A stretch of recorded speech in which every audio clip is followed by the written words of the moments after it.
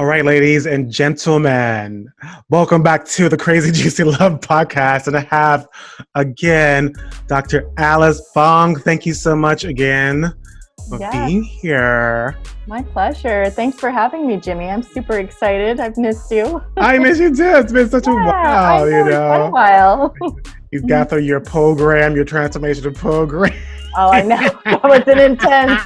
Oh man, that feels like a lifetime ago. Even though it was just October. But it stays with you. It stays. So tell the audience what you do. Like, tell us more about you and what, contribution you make to the world. Yeah. So I am a naturopathic doctor, which means I take a more holistic, integrative approach to health and well-being. I look at the whole picture and try to address the root cause and use more natural therapies to help people with, specifically lately, I've been specializing in stress and anxiety, especially with the current situation. I've been ramping up my business as much as I can, really just trying to make as much of a difference for people during this challenging time. Yeah, I ran into a guy who I know, he's a therapist. He's like, the phone ringing, and a lot of people have a lot of stress and a lot of anxiety during this time, even my own. And it's like so weird because I'm not really thinking about it, but for some reason I just feel it, just feel the tension, and every day here in New York, you were in Sacramento, everybody, and I love, like, in my neighborhood, people are outside clapping for, the medical field people, and it's so moving. It's such a reminder that these people are working hard, like really taking care of people, doing their best, taking care of these that people are in real need, and, Right. But how you doing? How you doing out there in Sacramento? How you doing?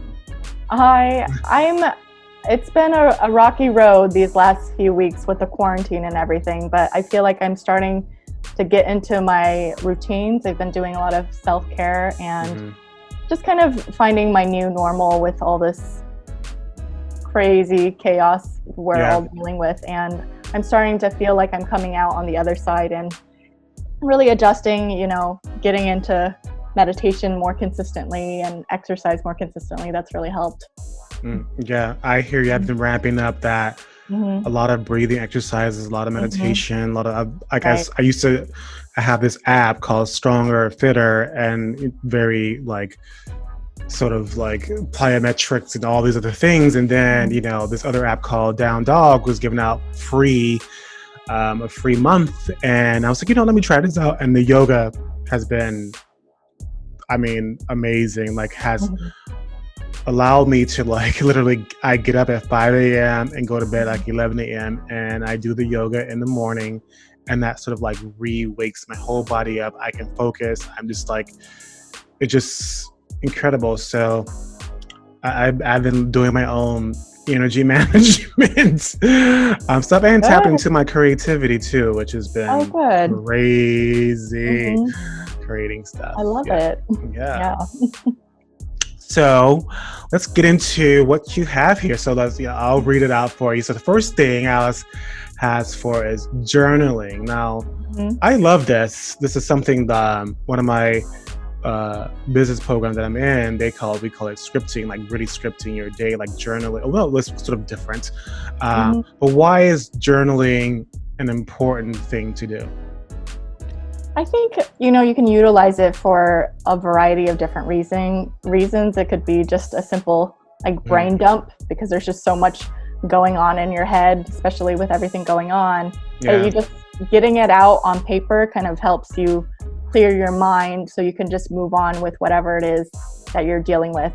Or it could just be a great resource to just express your creativity. It could be a good option to establish goals for yourself and really think of your big picture dreams of what you want to accomplish with your life.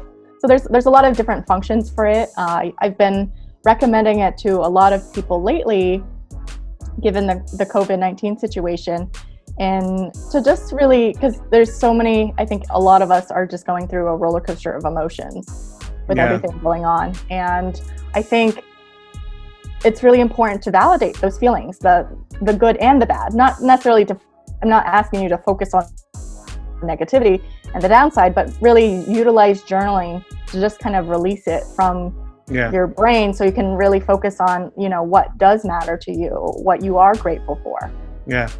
Like also, and also like one of the things that I hear this over and over again since you brought up journaling is a gratitude journal, to really every day like write something that you're grateful for. Even one of my coach, she even in our class today, she held up she has a gratitude wheel where she uses colors and like different markers and stickers in order to show what she's been grateful for every day. So it's like both like sort of artistic, creatively, and visually that she can see, to really keep her spirits high and keep her like learning how to manage her energy by creating this gratitude journal. And a lot of like successful, especially Oprah, she was really big on gratitude, daily gratitude, you know.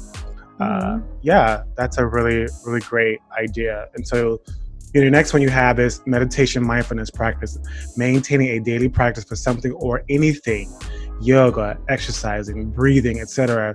You know, tell us more about that, and why is that important? Yeah, I think it's really important to just establish a routine for yourself and to maintain your mental and emotional well-being. It doesn't necessarily have to be meditation. For a lot of people, meditation is really hard. You're either focusing on one thing or trying to like release your thoughts from everything and just kind of be in emptiness and stillness, and that can be challenging. So if that is too challenging, I would say, you know, do breathing exercises, do yoga, do exercise, do something that actually resonates with you. Maybe it might be a little uncomfortable in the beginning as you kind of adjust into the routine, but once you get settled into that routine, if it feels good, it feels like it's nourishing your mental and emotional well-being, then I'd say just go for that. Stick with that routine. And I don't know if you've read the book, The Miracle Morning. I've heard of it, but I haven't read it. Yeah, my friend suggested that book to me in the fall, in November. And I had no idea what the book was about. I had a gist of an idea. And it's by Hal Elrod, I think, I believe is his name. And it's about creating like a morning ritual for yourself. And yes. And it was so important because I had never viewed myself as a morning person before we did this. But it's so interesting. Like every person that I follow who's successful, Tony Robbins, Tim Ferriss, Oprah Winfrey, all of them talk about how important, even Lewis Howes, all of them talk about how important a morning ritual is. Like they, especially not looking at their phone or reading any news, anything, they have to have that morning ritual. So talk more about that, and like what are some morning rituals that people can start to put together for themselves?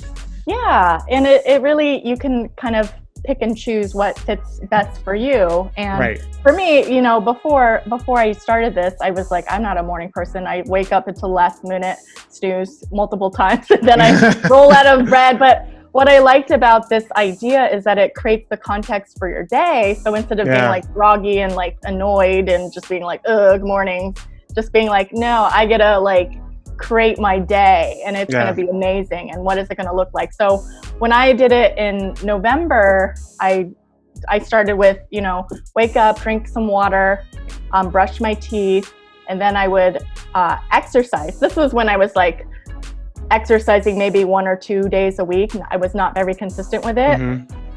And I was like, I don't know if I was extremely busy, you know what I was going through. So I was like, I don't have time to work out. I do. I don't have time to work out. And I was like, okay, one of the suggestions in the book was like, even if it's like 5 or 10 minutes a day, that is something just to get your body like moving and energized. And so I had committed to doing the 7-minute workout app, which the workouts are anywhere between 7 and like 20 minutes. And so I committed to doing that for 3 weeks, and I noticed a huge difference in my energy level. So I would wake up, drink my water, brush my teeth, exercise for maybe 10-15 minutes, and then I would meditate for 10 minutes. And that, even though like before I would always be like, I don't have time for that, I'm always so busy, I don't have time for that. What I found by doing that consistently, I was more productive, I was more focused. I just felt better mood or energy. And when I stopped the challenge after 3 weeks, and I noticed like a real dip in my mood, like I felt like depressed and low, and I was like, wow, I didn't realize I didn't even really do anything different. I just like fell off the wagon a little bit, and it really impacted my mood. So I just realized, yeah, meditating and exercise are really critical for me in the morning. I used to be an evening exercise person, but now I'm like, no, it gives me energy in the morning. It's so funny. So funny you say that. Even like in this quarantine thing, like there was a couple of days I'm like, I just want to get stuff done. Like I would skip exercise. I just noticed how different my energy was, and like my lack of, not like my creativity wasn't as like that buzz that I feel when I'm into it. I was like, and I can feel it. That was a difference. I noticed it because I have nothing else going on, and so I was like, oh no, I got to get back to like doing my exercise when I say I'm going to do my exercise. And it's so funny you say about the water thing. Like one of my friends, I need to buy some do lemon water in the morning, because I love to drink my coffee the first thing in the morning.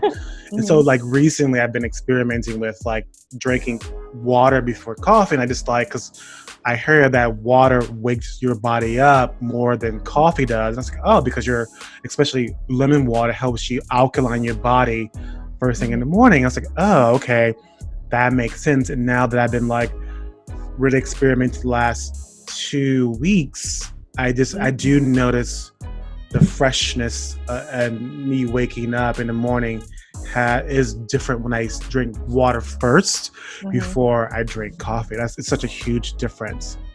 Yeah, it definitely can, because if you think about it, if you go a whole night, 8 hours or so, or however long you sleep without water, you're technically like dehydrated. Hydrating, yes. So hydration is like important for your brain function, for your skin health, for your mood, your energy, all sorts of different things. And it's so basic, but even I have trouble. It's so basic, but I struggle with it. I'm like working on getting like 90 ounces of water right now, and it's a struggle. But because I started like drinking water in the morning, and then I'm drinking like a whole thing, like 24 ounces during my workout. I try to like front load all my water intake in the beginning of the day, so it's not as like daunting. I've been doing the same thing because I used to drink out. I have a 32-ounce Yeti cup, and I had stopped drinking out of it, and then I was drinking out of like this like little 8-ounce water like mug. And I was like, I need to go back to the Yeti to do the 32 ounces. And like lately I've been doing like at least two and a half of those, which is pretty good. You know what I mean? Yeah, that is really good. At all. Yeah. And like today I was like looking at my skin. I was like, wow, my skin is like, plus I'm like, I'm eating better. I'm cooking more.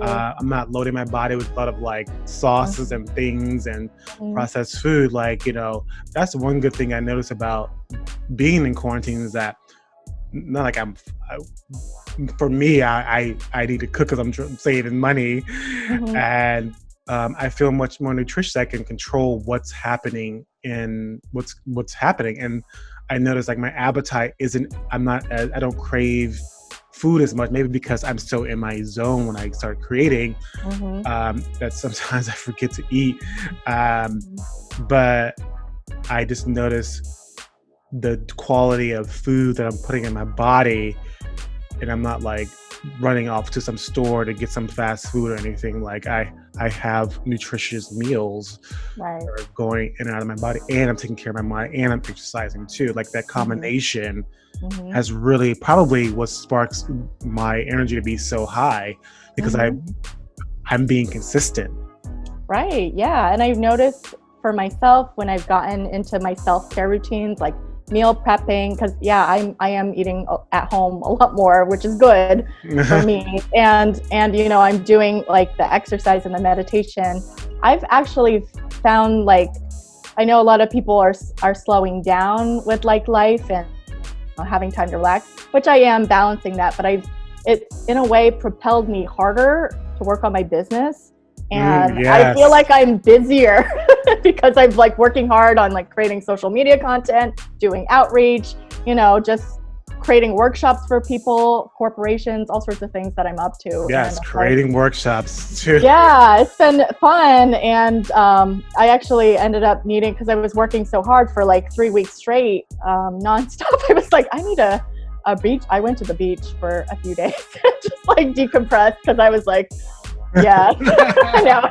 I was so social distancing. It was Airbnb. There wasn't anyone around. So yeah. Okay, good. Yeah. But I was like, I need to get away too for my mental sanity. I hear you. I have to remind one of my best friends, he checks in on me. He's like, are you getting outside? Then I was like, no. I was like, I've been in the house for 4 days. He was like, you need to get outside. Just like take a walk around the block or something. I would like literally have to go put what I'm doing down and like go outside for a walk just to like get some fresh air, to reconnect to nature. And I forget how reconnecting to nature also calms me down, and I don't have to think about anything, and just slowly walk, because like there is nowhere to go. I'm not rushing anywhere or get back to anything, like just taking my time and just enjoying. I know a lot of people are in the house, but just enjoying the peace outside, peace and quiet. So that's been very helpful too, taking walks here and there. Yeah, that sounds. I can't even imagine what New York must be like right now. It's always like hustling and bustling, and it's probably not like that. And I'm like, I can't. That's weird. Well, I mean, yeah. There are like, there's a lot of like things on social media saying that, there's still crowded subways. I was like, how is there still crowded subways? I saw some pictures on videos on Instagram. It's like, damn, like this subway, I think it was in Brooklyn. I was like, it was so crowded. I was like, oh no, you know what I mean? That's not good. And I mean, I'm not sure what these people do for a living, but like there's still, like somebody else posted the other day, like the parks were like so jam packed, like nobody was social distancing, And even when I went to the grocery store the other day, I mean, I get it. I guess the day I went, which is yesterday, it was so many. The line was so long, and I was like, I had to tell the dude, I was like, dude, this is not 6 feet. You know what I mean? Like, just like, we have to like keep this the rule, And now a lot of people in stores are putting up like signs, do not come in my store without a mask. And it's like, I have to deal with that. Now I have to make my mask or get a mask. It's a lot. It is a lot. It's a weird experience. And, it is. Yeah. So final, tip is connect with others through technology. Let's stop calling it social distancing and simply call it physical distancing. That's my friend keeps saying that. That is my soapbox. Right. This is exactly because the more we say that, then the more we keep separating each other from each other, and we're just physically distancing each other, not socially distancing. Yeah, it doesn't mean we can't socialize just because we have to keep a distance from each other. And if anything, what I've noticed out of this quarantine, it's kind of propelled me to do more Zoom calls. I've been on so many Zoom calls lately. With even like literally like a week ago, I did my first Zoom call with every member of my immediate family, which we had never done before. Which is so weird to think about it, because we're all in like different places, and I have one-on-one conversations with people, but we hadn't ever done a Zoom call, even though I had been using Zoom forever for my business. Yeah, it didn't occur to me until like a few weeks ago. I was like, oh, maybe we should try Zoom. Yeah, I've been trying to. I sent my mom the house party app. She's like, I'm not sure how this happened, but I sent her, because I was like, okay, well, maybe my mom could do this whole, not Zoom, but like FaceTiming thing, and she doesn't have an iPhone, so I sent her the house party app, which is like kind of popular right now, and somehow it asked her to connect to Facebook, and so I guess you have to be on Facebook to connect. And so she's on Facebook, and she's like, I don't like Facebook, and so I'm like, well, that's not what I originally wasn't trying to do that. Uh-huh. So I just wanted her to have a video app so like we can see Right. each other. Yeah. But it's funny. Like I've been connecting more and more, even though I can call people, but my Mhm. immediate response, like, I want to see this person. I want to see this person, Yeah. their Me face. too. I want to Right. see their eyes. I want to see their Mhm. expression. You Mhm. know, yeah, like I've been doing much more now, and group And group seeing. videos and Yeah. group Mhm. game videos, and Mhm. it's been interesting and learning and involving, and uh, it's uh, it's definitely this thing is going to change a lot of Mhm. businesses because a lot of people are Definitely. forced to go online, Right. Mhm. and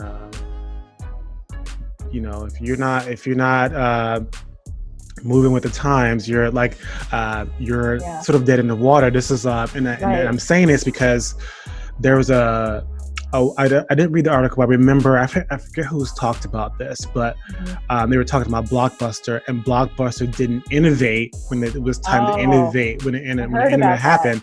And Mhm. so and then as the internet was happening, Netflix happened, and Mhm. so they were like, they kind of had this thing like they were being loyal to their customers by being in the store. They were like, well, things are moving online, and because they Right. didn't innovate and didn't Mhm. move with the times, Mhm. Blockbuster went under. So Right. this is a tried and true time that Mhm. you have to learn how to innovate your business now, because it's really forcing people to do that. Mhm. Yeah, no, definitely. I have a lot of colleagues, other naturopathic doctors that I was already doing like virtual consults and Hmm. telemedicine before this whole COVID-19 situation happened. So I was already kind of transitioning towards mostly virtual. And when this happened, basically all my colleagues had to switch to virtual when they had mostly physical practices. And Yeah, it was just like a huge learning curve. And I was trying to help people out yeah, as much as I can, but it's an adjustment. But it's also an adjustment for our patients in that I had a lot of, because I had moved from Maryland to California just last year. And so I thought I'd be able to transition more of my Maryland patients to virtual because obviously they can't see me in person in yeah, California, right. or it'd be a very expensive um, trip for them. So, but I guess people were kind of like attached to that physical appointment, and which is sad Yeah, because there weren't any other naturopathic doctors in the area that I lived in. So I was like, well, then you're going to have to drive a couple hours if you want to see a naturopathic doctor. Or you could just do it from the convenience of your home. It's yeah, the same thing. I will say the same exact thing as I would if you were in my office in person. But right. yeah, so Well, yeah. But now you got to catch up to the times, yeah, and yeah, you do. this kind of Yeah, forced you us do. into all of us into like, okay, get savvy with technology, even if you hate it. Yeah, Learn, because there's a lot of learn. free classes, and especially Oh, with there's so much. Yes. Start Smart and Think Big. There's an Mm-hmm. organization. They have a lot of free um, webinars that you can go to. So if you go to uh, Mm-hmm. Start Smart, Think Big, and like even Mm-hmm. yesterday, I was on an innovation webinar, totally for free. They gave us the download to the whole thing, and Mm-hmm. what to do in its current times to keep in Mm-hmm. contact with your clients, how to get clients, how to use social media. Mm-hmm. It was really good and all for free. Oh, right. Oh, nice. Yeah. But anyway, listen, there's like no excuse for people to not Right. grow their businesses in this time, because there's a Mm-hmm. lot of free Mm-hmm. A content, a lot lot of of content. free webinars, a lot of people giving Mm-hmm. away a lot of free stuff. You just Mm-hmm. have to go and look for it.